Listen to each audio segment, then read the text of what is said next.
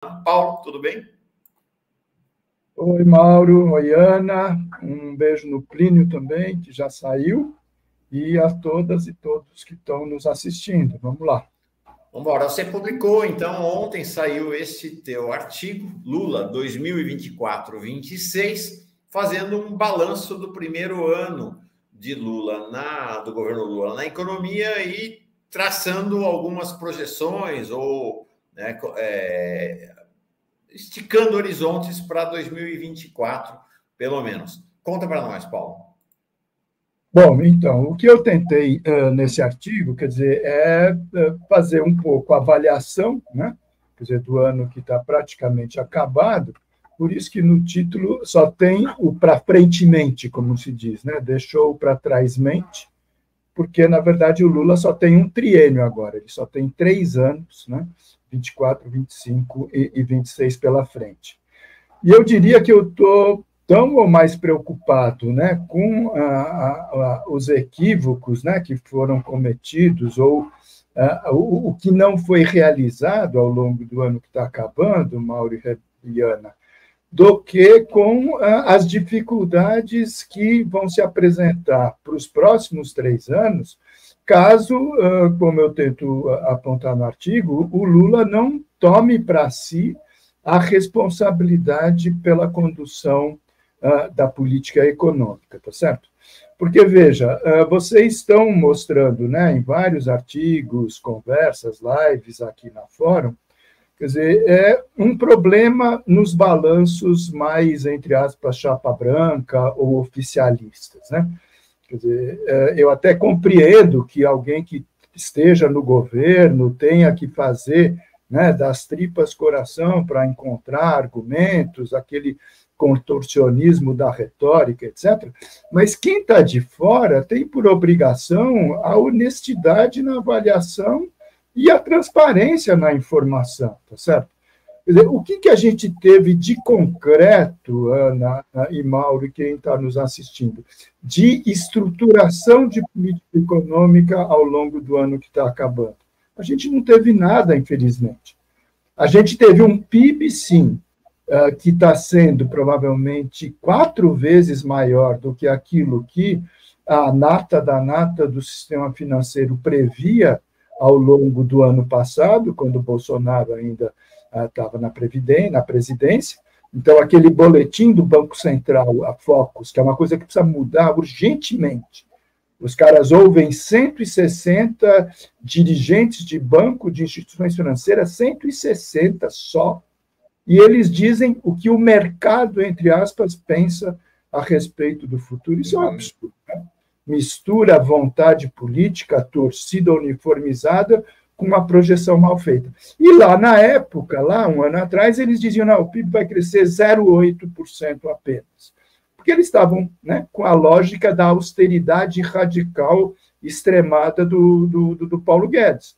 E diziam, bom, o Bolsonaro provavelmente vai ganhar, o Paulo Guedes vai continuar, e aí a gente vai realmente ter a austeridade sendo política oficial, porque não foi na prática, né, ao longo do último ano. E agora os números estão revelando, o Brasil vai crescer provavelmente 3%, é bastante. Agora, isso não tem uma diferença muito grande, não, Paulo?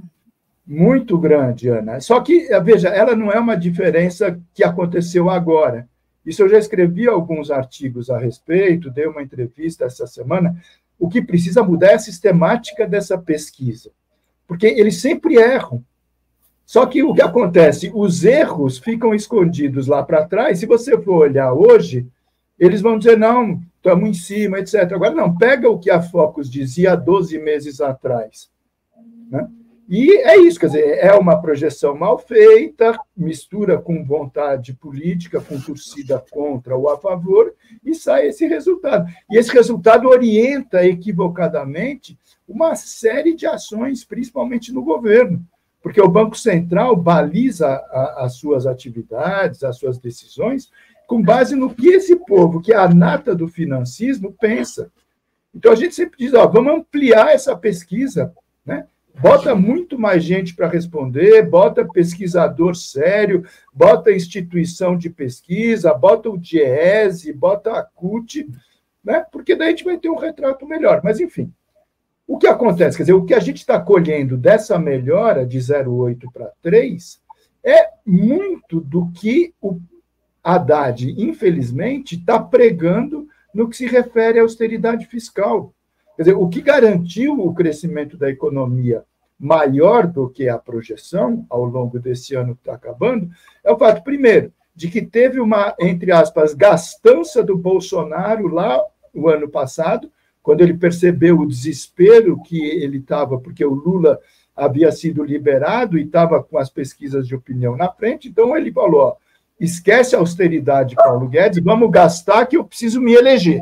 Isso botou muito recurso na economia. Depois, na virada do ano, uma vez conhecido o resultado, você teve a PEC da transição. Então, antes mesmo da posse do Lula, foi negociado o Lula, o Haddad, o futuro governo, né? O presidente do Senado continuou o mesmo, o presidente da Câmara também se reelegeram, né? Mas asseguraram o quê? No orçamento para esse ano que está acabando, valores para que minimamente o programa do Lula pudesse ser implementado. Então, está lá o aumento e a extensão do Bolsa Família e outros benefícios sociais, o reajuste do salário mínimo que teve, né, e foi muito importante, enfim, uma série de medidas que eram necessárias, mas que vão na contralógica da austeridade, né? Quer dizer, se fosse a lógica do cortar, cortar, cortar para fazer equilíbrio fiscal, zerar o déficit, a gente não estava tendo esses 3% que está tendo agora. Você percebe? Quer dizer, e o que está acontecendo agora? A gente está preparando para o ano que vem a antítese do que aconteceu no ano passado.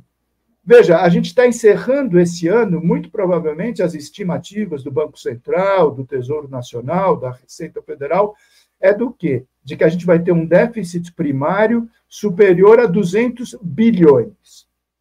É número grande, mas não é para assustar ninguém, isso é normal, né? Quer dizer, nos momentos em que é necessário que o Estado saia realizando despesa pública para recuperar programas, né, que o Paulo Guedes e o Bolsonaro haviam desmontados, para recuperar o protagonismo do Estado que eles estavam querendo destruir, é normal que você tenha mais despesa do que receita e apresentam déficit.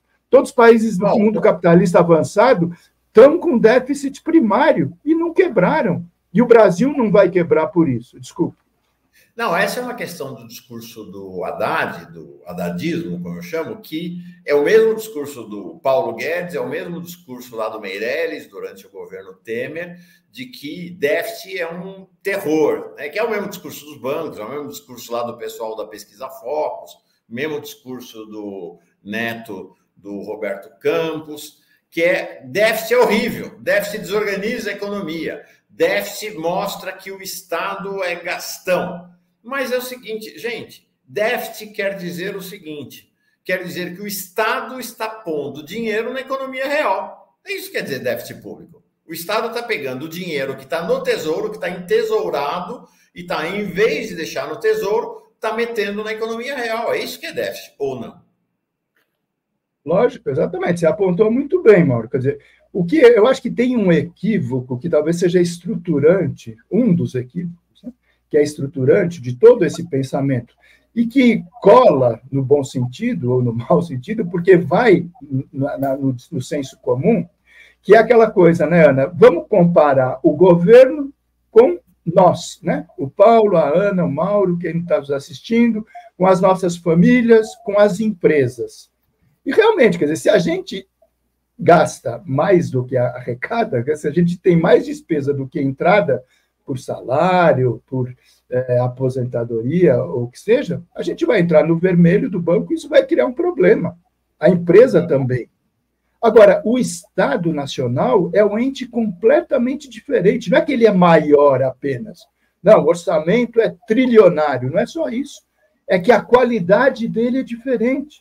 Quer dizer, você, Ana, você pode criar uma dívida pública, você lança um título aí, o título da Ana. Ela promete pagar 10% ao ano, daqui a 20 anos, né, vocês recuperam esse valor. O Mauro oferece créditos de exportação. O Paulo, né, anuncia que vai realizar um investimento no PAC. Isso não existe. O governo, o Estado Nacional, é um ente completamente distinto, ele arrecada tributos, ele centraliza as operações de câmbio, ele tem reservas internacionais superiores a 300 bilhões, ele faz dívida pública, a nossa dívida pública é significativa, não é das maiores, muito pelo contrário, mas isso é uma forma do Estado colocar a economia em movimento. Você percebe? Então, déficit em si, déficit público, não é negativo. Assim como não é negativo também a dívida pública. O problema todo está sempre o quê? Na forma como você manuseia isso. Todos os países do mundo capitalista têm dívidas públicas enormes. O Japão é quase 200% do PIB, né? Para quem gosta de mexer com esses índices. Estados Unidos está superior a 120%. A nossa está ali na faixa de 60%, 70%. Você percebe? Não é nada dramático. O que é dramático é a gente deixar de ter dívida e deixar de ter endividamento. Déficit. Porque o déficit é o quê? É um que a gente chama no economês de uma variável fluxo, porque ela pega o valor ao longo de um ano.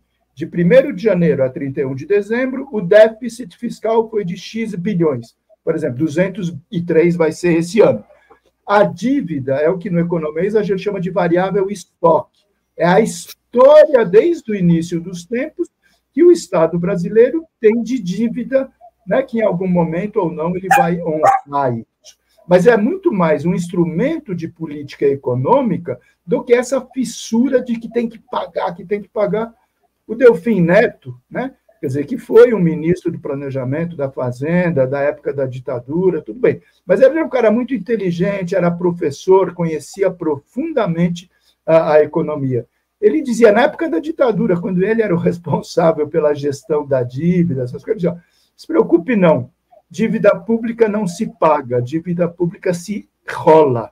Na época que a gente tinha dívida com a FMI, etc. E é fato. Hoje a gente nem tem mais dívida externa, felizmente, né? Como acontece com os nossos amigos, os irmãos argentinos, e tem uma dívida que é realmente expressiva, mas isso não tem problema nenhum. A preocupação de orientar a política econômica, a política fiscal, querendo pagar a dívida, querendo zerar o déficit, ela joga contra as necessidades da economia e da maioria da sociedade. Porque é aquilo que a gente chama no economês, gente, de medidas contracíclicas. Por isso que vai contra o senso comum. No momento da estagnação, no momento da recessão, no momento da dificuldade, como a gente está vivendo, é o momento que o Estado tem que sair gastando, realizando despesas públicas com saúde, educação, previdência, como fez com a pandemia e com um projeto estruturante de um país do futuro, que significa investimento público pesado. Então, se o que o Delfim diz e você reafirma é verdade, dívida pública não se paga, se rola, não importa o tamanho da dívida, o que importa é o tamanho dos juros. Por isso os juros são terríveis, porque o que se paga não é, vamos dizer, não é os 100 mil reais da dívida, o que se paga é os juros de 10 mil reais da sua dívida.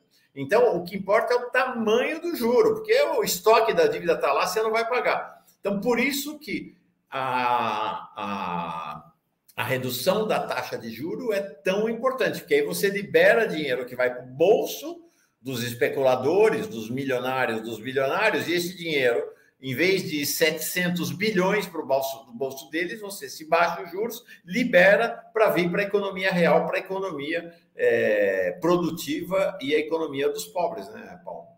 Exato, você tocou num assunto que é intocável, né? Como se diz para esse povo do financismo.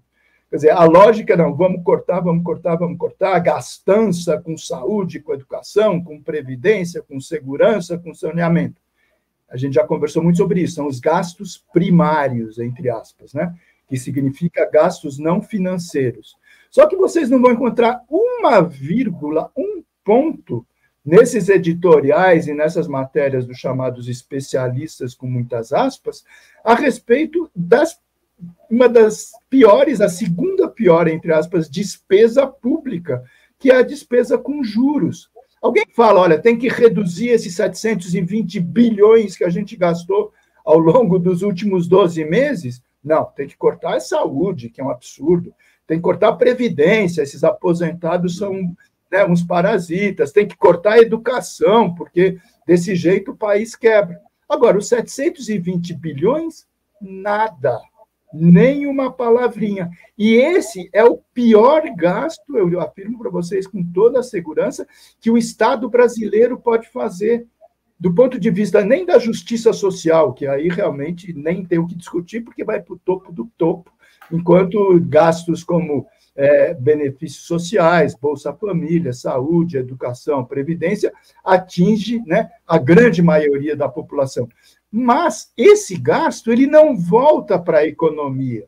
Porque vamos lembrar, quer dizer, quando o Estado gasta, entre aspas, ele paga um benefício, né, que muita gente acha que é um absurdo de um salário mínimo, né, que agora vai ser aumentado, olha só, o impacto negativo nas contas públicas. Esse recurso, gente, volta quase 70% para os cofres públicos, na forma de impostos, seja União, seja Estado, seja município. Os outros 720 bilhões de juros não volta quase nada. Então, a gente tem que ponderar também, quer dizer, com alguma honestidade, o que é prioridade de gasto público. Porque tem gastos e gastos, né? Quer dizer, nem todo gasto significa um déficit parasitário, né? Por exemplo, como juros, ao passo que, se você gasta com saúde, você gasta com educação, você está reduzindo as dificuldades no futuro, porque está formando gerações, você está aumentando a qualidade de vida das pessoas, você vai pressionar menos do SUS lá na frente. E se você gasta com outros benefícios, como previdência ou salário dos servidores, isso retorna, tá certo? Porque as pessoas, ao consumirem, estão recolhendo imposto de IPI, estão recolhendo ICMS, agora vai recolher, né, o IVA, essa coisa toda, tá certo? Então, é por isso que eu falo no artigo, Mauro e Ana, a gente precisa que o Lula entre nessa arena, porque já se passou um ano. Na hora que ele deixa o Haddad livre, leve e solto para fazer o que lhe orienta o sistema financeiro, como foi a PEC da transição, como foi o novo arcabouço fiscal, como foi essa coisa da meta zero, infelizmente, é o conjunto do governo, é ele, Lula, e a população brasileira que está sendo prejudicada. Então, já foi um quarto do mandato. Se o cara diz, olha, eu quero fazer mais e melhor do que nos 2 primeiros mandatos, eu quero fazer 40 anos em 4, alguma coisa tem que ser feito, senão, ano que vem é ano de eleição, né? Quer dizer, vai ter uma lógica completamente diferente, e, na verdade, quer dizer, se nada for feito, a gente vai ter muito pouco tempo para aquilo que, né, lá em São Paulo, né, a gente chamava no politiquês, né, fazer uma gestão de obras, né, quer dizer, mostrar a que veio esse novo governo. Cumpriu uma função política inquestionável. Derrotou o fascismo, derrotou o genocida, né, colocou o Brasil no trilho da coisa da democracia, do republicanismo, etc. Mas falta todo o outro departamento que está um pouco esquecido, tá certo? E o Haddad está sozinho, comandando uma política que, infelizmente, a gente tem que dar um nome. Ela é orientada pelo neoliberalismo e ela tem um forte viés de austeridade fiscal. Paulo, tem 2 perguntas aqui para a gente, na verdade, para ti. Na reunião do PT, Haddad, o Daniel Miag fala, né? Na reunião do PT, Haddad rebateu Gleisi, dizendo que nos últimos anos, tirando 2022, o Brasil teve déficit e o Brasil não cresceu. Isso procede? Então, essa é a pergunta, mas eu quero acrescentar uma outra pergunta que também chegou, que é do Guga. Juros, dívida, pode trocar por crédito de carbono? Ou seja, essa discussão aí sobre o mercado dos créditos de carbono, que também está em alta. E eu queria Tem uma entrevista que circulou com o presidente Lula, agora, nos últimos dias, eu já não lembro em que momento ele estava, se foi depois da reunião dos ministros, em que ele fala de uma forma muito otimista da economia. Ele fala o dinheiro está circulando, esse ano, ele fala do ano de 2023 como um ano de reativação da economia, e de fato, sim, né? Está sendo demonstrado aí pelos números. Agora, é certo que há um embate e há diferenças. Essa diferença levantada aqui, Gleisi, Haddad, você mesmo levantou essa diferença. O que tem pesado tanto, na sua opinião, para essa política essa opção por uma política fiscalista, uma política, porque na prática é uma política neoliberal mesmo, por parte do Haddad? O que tem pesado mais? Os fatores externos? São os setores empresariais internos? Aí teve esse relatório agora da OCDE, que, ao mesmo tempo, que faz um elogio, mas também faz uma crítica, que a inflação pode subir. Não sei, são sinais um pouco raros, digamos assim, políticas de interferências externas. Depois, eu até achei ótimo, o presidente Lula falou assim, a gente não está muito importante com a OCDE, e a própria Gleisi também falou isso. Mas o que você vê? Quem são esses? De onde vêm essas pressões maiores para esse encaminhamento? Né? Olha, Ana, eu acho que você tocou no ponto, né, e mostrou, né, com toda a tua competência, como a questão é complexa e como não existem respostas simples, tá certo? Para o fenômeno econômico. Veja, essa coisa da força, né, dessa abordagem conservadora, fiscalista, como você disse, não é uma coisa de agora, é uma coisa que vem há muito tempo e ela ganhou corações e mentes no Brasil e no resto do mundo. Quer dizer, isso remonta pelo menos a 4 décadas, na década de 1980, nos Estados Unidos, chamado Consenso de Washington, porque lá estava o Banco Mundial, Fundo Monetário Internacional, etc., as dívidas, né, dos estados dos países do terceiro mundo, etc. E ali, né, naquele processo, você tem o início de uma recomendação explícita, né, dessas organizações multilaterais para que os países implementassem suas políticas públicas num tripé, né, isso era chamado do Consenso de Washington. Liberalização comercial total, né, porque os países tinham medidas protecionistas, etc. O Collor, né, cumpriu isso à letra, o Fernando Henrique continuou, abre totalmente, não só importação e exportação, como mercado de capitais, conta de capital, essa coisa toda. Privatização, também, o Collor começou, o Fernando Henrique continuou, sem problema, e austeridade fiscal. Quer dizer, essa lógica de separar, primeiro, o primário do não primário, vem de lá. Então, você não trata o déficit no seu conjunto, você diz, olha, despesa financeira é despesa VIP, como é o grupo, ninguém mexe, e as outras é cortar, cortar, cortar. A gente implementou a lei de responsabilidade fiscal, em 2000, né, colocou numa lei complementar esse espírito. Depois veio o Temer, né, com o famigerado teto de gastos, colocou na Constituição esse espírito. Primeiro o governo Lula, Palocci, ministro da Fazenda, implementou um governo progressista de esquerda radical até a raiz, né, de austericídio. Dilma lá na frente, segundo Dilma, chama Joaquim Levy para promover também, né, uma política de austericídio, né, extremo. Você percebe? Então, a pergunta que a gente faz é o seguinte, mas por que o Haddad, depois de todo esse tempo, quando na origem, nas matrizes, como eu brinco, os caras do próprio centro do capitalismo já fizeram autocrítica, né? Por exemplo, na crise de 2008, 2009, liberaram despesa pública, investimento público, o Estado norte-americano salvou, né, o capitalismo, de alguma maneira, colocando recurso público na veia. Depois a União Europeia também, aquela coisa, veio a crise da Covid, o mundo capitalista todo, inclusive a gente, né, foi muito importante isso, entrou gastando o dinheiro que não existia. Você percebe? Quer dizer, antes da crise de 2008, 2009, o discurso era, não tem crise, as empresas de rating dizendo que está tudo bem na economia norte-americana, etc. Vem a crise, da noite para o dia muda. Né? O que era, né, um céu de brigadeiro vira, né, uma catástrofe, e o dinheiro que não existia aparece. Na crise da Covid, a mesma coisa, pelo mundo todo e no Brasil.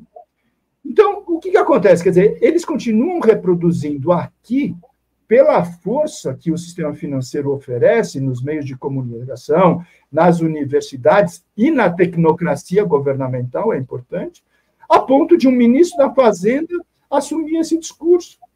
Quer dizer, não é por maldade que ele faz isso, é por trajetória de vida. Vamos lembrar, o Fernando Haddad, ele era professor de filosofia de uma das maiores e mais respeitadas universidades do Brasil, a USP, Universidade de São Paulo. Depois da sua experiência como ministro da Educação, como prefeito de São Paulo, etc., ele sai desse universo e vai dar aula onde? Numa instituição privada umbilicalmente ligada ao sistema financeiro, o INSPER. Tudo bem, o cara pode fazer a escolha política e pessoal e profissional que queira, não vou eu julgar, né, a trajetória. Só que isso significa influência. E ele muda radicalmente o seu modo... Foi uma passagem de alguns meses, né? Ficou 4 anos no INSPER. Lógico, e não é só a aula em si, né, Mauro? Né, Ana? É o contato, é o universo. E ele traz isso para si, tá certo? Quer dizer, então, quando ele começa o governo, ele diz, olha, não, a gente tem que manter a austeridade, desse jeito não dá, etc. Apresenta um novo arcabouço fiscal. Ele, que é, né, elogiado como um cara de grande capacidade de articulação política pela grande imprensa do financismo, quem ele ouve para escrever o novo arcabouço fiscal? O presidente do Banco Central, bolsonarista, Roberto Campos Neto, tá certo? E dirigentes e presidentes de banco, nada mais. Ele virou a costa para o movimento progressista, desenvolvimentista, para o movimento sindical, ele não ouviu ninguém. E saiu esse modelo, né, marcado pelo reforço da austeridade. Agora, de novo, quer dizer, ele insiste nessa coisa da meta zero. Vamos lembrar, o Lula deu uma vacilada, né? A gente até brincou que o Lula puxou, né, deu um puxão de orelha dele numa conversa com um jornalista, ele falou que dificilmente o governo do Brasil conseguiria cumprir essa meta no ano que vem. Mas depois a gente não sabe exatamente porque ele recuou. E agora, então, vamos tentar responder a pergunta. Quando ele debateu publicamente com o Gleisi, eu confesso, ele foi desonesto, entendeu? Quer dizer, ninguém está defendendo déficit por déficit. É óbvio, teve momentos que teve déficit e a economia cresceu e não cresceu. Teve momentos que teve superávit e a economia cresceu e não cresceu. A gente está discutindo o seguinte, nesse momento atual, 2023, se não tivesse esse déficit de 200 bilhões, a economia não ia crescer 3%. A gente tem que ser honesto para dizer isso, porque o que puxou o crescimento acima daquele 0,8%, que era a projeção do financismo, foram as despesas públicas, fundamentalmente. Se você repete para 2024, o que vai acontecer? Quer dizer, você vai ter o que eu chamo de um cavalo de pau na economia, quer dizer, usar imagens é sempre complicado. Mas você imagina, a economia vem num nível que você tem, né, déficit de 200 bilhões anualizado. De repente você diz, não, isso vai ser zero. A partir de amanhã. Na hora que virar o ano, você tem que mudar essa lógica, porque o período 1º de janeiro 24 a 31 de dezembro 24 tem que ser zero. Receitas igual a despesas, quando as despesas estavam num crescimento muito maior do que as receitas. Então, isso vai ter um efeito muito negativo, independente da vontade política. Se você soma isso, o momento eleitoral, todo o sistema político se movimenta. O presidente da República, os governadores, os senadores, deputados federais, deputados estaduais, os 5.571 municípios vão ter eleição para prefeito e para Câmara de Vereador. Isso exige, quer dizer, do ciclo político, movimentação, inclusive, de orçamentos. E a gente viu o que aconteceu agora. Os caras votaram, né, o conservadorismo, o centrão, essa coisa toda. Não, vamos cumprir a austeridade. Não porque eles pediram, porque o Danilo Fortes, que era o relator que é do partido que elegeu, que candidatou o Bolsonaro ao Brasil, União Brasil do Ceará, ele falou, não, se quiser apresentar um déficit, eu incluo. Foi o Haddad que falou, não queremos déficit, bate no peito e vamos honrar a meta zero. Aí o que aconteceu? Os caras falaram, tá bom, é para ter meta zero, ótimo. O que eles fazem? Corta a saúde, corta a educação, corta a previdência, mas não mexe, pelo contrário, aumenta uma loucura, o quê? Emendas parlamentares impositivas, fundo eleitoral e fundo partidário. Qual é a austeridade que tem por trás disso? Quer dizer, a gente, o nosso campo, o presidente Lula, o PT, a maioria do povo, acaba sendo prejudicado com os cortes no primário, tá certo?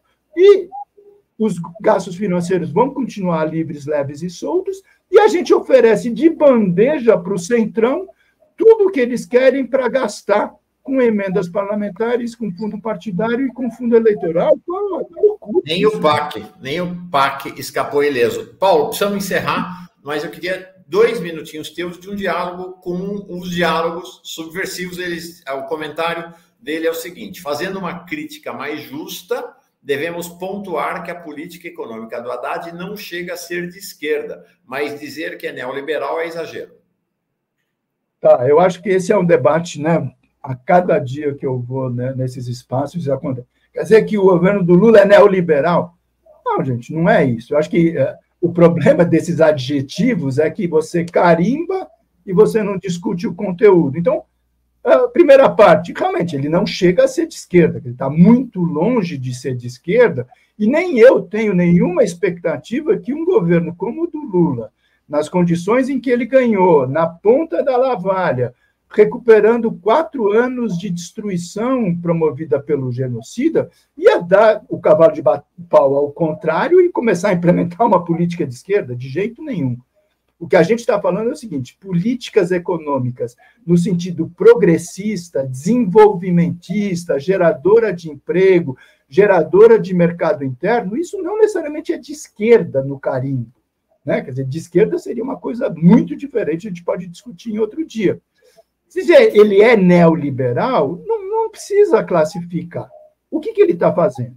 Ele está promovendo austeridade fiscal, ele está reduzindo recursos públicos para investimentos para recuperar o protagonismo do Estado, o que é muito importante.